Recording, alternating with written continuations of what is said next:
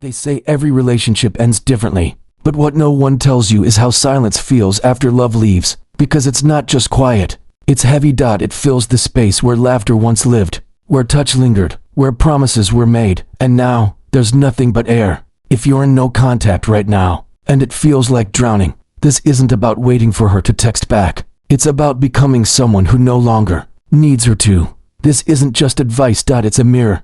What you'll see might not be easy, but it might just be exactly what you need. So stay with me. Like this video, when the person you loved looks into your eyes and says, "I don't want this anymore," it doesn't land like words. It hits like an earthquake. Your body reacts before your mind catches up. Your chest tightens. Your stomach drops. The world goes still, and yet your heart pounds like a drum, because your brain doesn't interpret this as just a breakup. It interprets it as danger. As loss, as rejection on the most primal level. One day she's beside you, laughing, sending you goodnight texts. The next, nothing. No call. No message.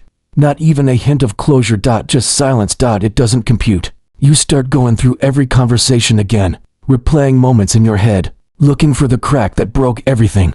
But the truth is, you weren't the one writing the ending. She was quietly long before she spoke it.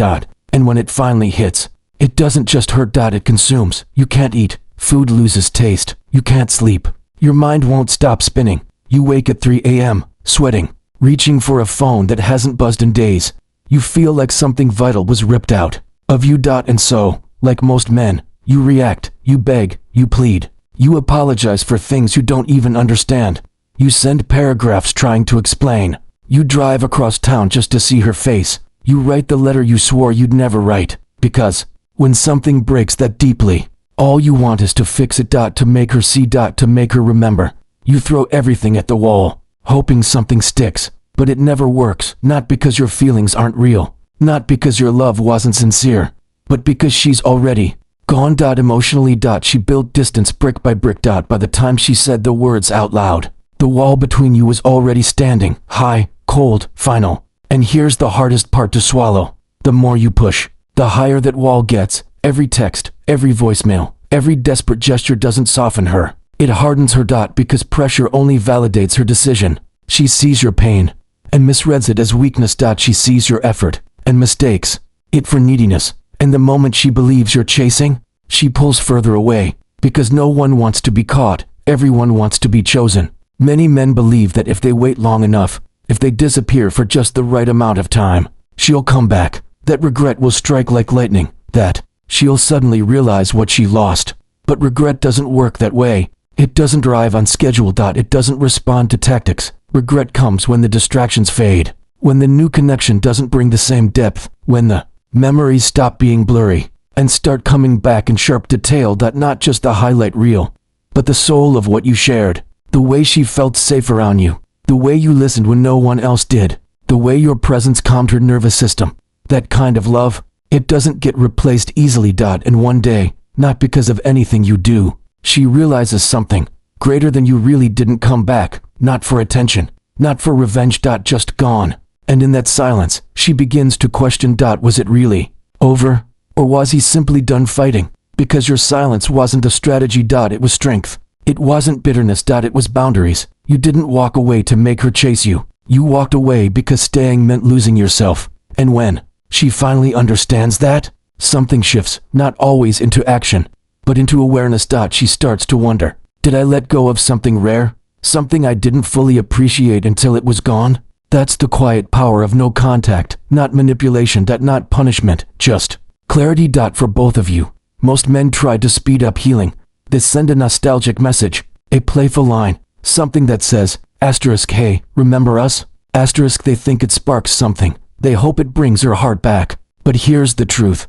One clever message won't undo a decision she convinced herself was right.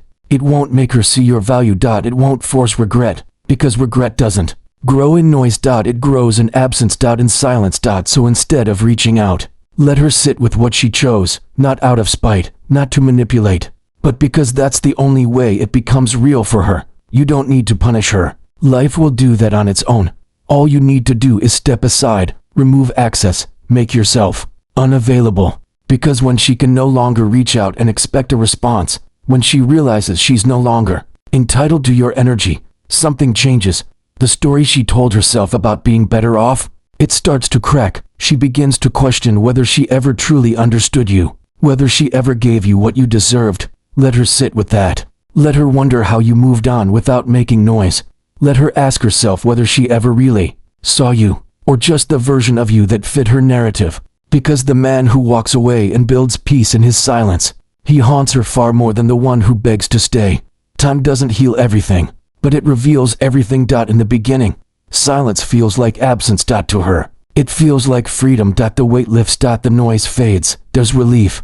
But that relief doesn't last forever. Eventually, distractions stop working. The new person doesn't say the right things. They don't understand her the way you did. Comparison creeps in quietly, then relentlessly. She starts remembering how you looked at her when you were proud, how you listened when she talked about the little things, how your presence made her feel grounded, something rare. Something valuable, something not easily replaced. And then, one day, not through drama, not through crisis, but in the quiet of her own thoughts, she realizes, greater than he really didn't come back, not once, not even once. And in that moment, she begins to understand, your silence wasn't abandonment. It was strength. Your disappearance wasn't bitterness. It was self-respect. You didn't vanish to make her chase you. You vanished because chasing her would have meant abandoning yourself.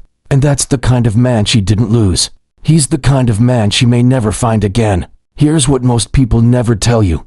The goal was never to make her regret leaving. The goal was to become someone who never had to beg to be kept. Because when you stop chasing closure, you start becoming it. You stop needing validation. You start standing in your own presence. You build a life so strong that a single message from you becomes a gift, not an expectation. You don't return to win her back. You return to yourself. You grow not to prove something to her, but to remind yourself of your worth. And that's the quiet victory no one sees, not in her return. But in yours. Because even if she never comes back, you did. And that's the only comeback that ever really mattered. Let it settle. Let it shape who you're becoming. If it spoke to your soul, please take a moment. Stay calm. Stay rare. And remember, even if she never comes back, you did. And that's all that matters.